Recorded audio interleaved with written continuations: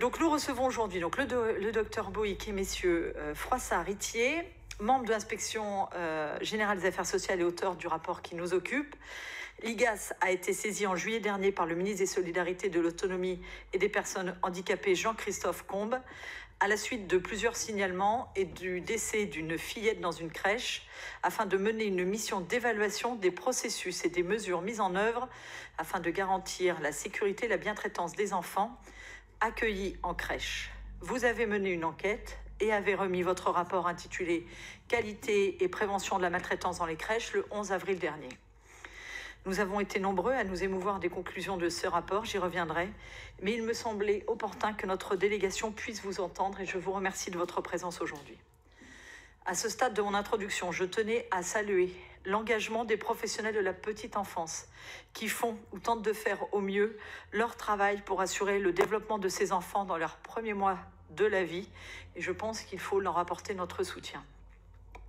Il me faut également préciser que les crèches sont très majoritairement opérées soit par des opérateurs privés, soit par des auteurs territoriaux, l'État intervenant comme financeur, parfois formateur, plus rarement comme ordonnateur. Je pense ici aux crèches AVIP portées par la CAF. J'ai particulièrement noté la réaction de l'AMF reprenant votre préconisation d'amélioration de la formation. C'est évidemment une solution à mettre en œuvre en coordination avec les régions, mais du coup, prendra un peu de temps. Y a-t-il des solutions rapides que vous pourriez préconiser sur ce sujet? Il nous faut également entendre que la présence de crèches est très souvent un argument de campagne électorale. Je pense que nous avons collectivement une responsabilité, car ces promesses engagent, et il importe de les mettre en œuvre, car c'est un gage de dynamique d'un territoire. Mais dans le temps, il faut aussi les entretenir et les pérenniser. Dès lors, confier la mise en œuvre opérationnelle des crèches à des opérateurs devient tentante. Cela évite un accroissement de personnel et permet une souplesse accrue dans la gestion avec les écueils que l'on connaît, que l'on constate. Vous établissez dans votre rapport un constat critique sur cet accueil et mettez l'accent sur les besoins de l'enfant. Je vous cite. La logique quantitative d'accroissement de l'offre a devancé les objectifs qualitatifs pour une réponse adaptée aux besoins de l'enfant. Dès lors, il nous faut nous interroger. Comment trouver l'équilibre entre cet accueil de qualité et la nécessité d'accroître l'offre? À la question des taux d'encadrement, vous apportez une réponse limpide, indiquant que ces normes doivent être considérées comme un plancher réglementaire, permettant d'assurer la sécurité et non comme un optimum. Pour rappel, on parle de 1 professionnel sur 5 enfants qui ne marchent pas ou 1 pour 8 pour les enfants qui marchent. Ceci pour des questions de sécurité. Votre proposition de changer ce paradigme pour regarder ces taux d'encadrement en termes de qualité me paraît plus que nécessaire. D'ailleurs, d'autres pays européens ont défini d'autres normes d'encadrement. Si vous avez d'ailleurs des conseils, nous serons ravis de les entendre. Vous insistez également sur la qualification insuffisante des personnels.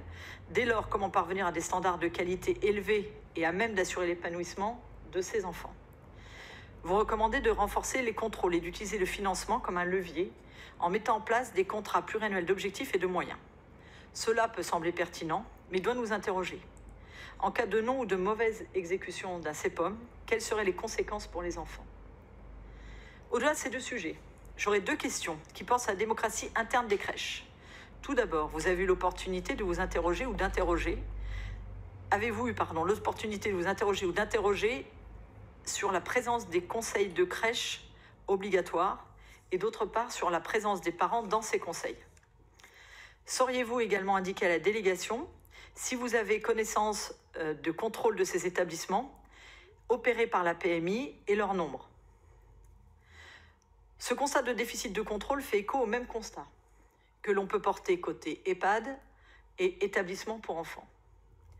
D'ailleurs, ce matin, un journal satirique dénonce le fait que certains départements aient recours à des cabinets privés, à qui on donne notamment accès aux données médicales des enfants, pour effectuer ces contrôles. L'ordonnateur, on le voit, ne peut pas être en même temps prescripteur et contrôleur. Je plaide donc pour une instance de contrôle d'État dans tous ces établissements. Quel serait votre sentiment sur ce projet?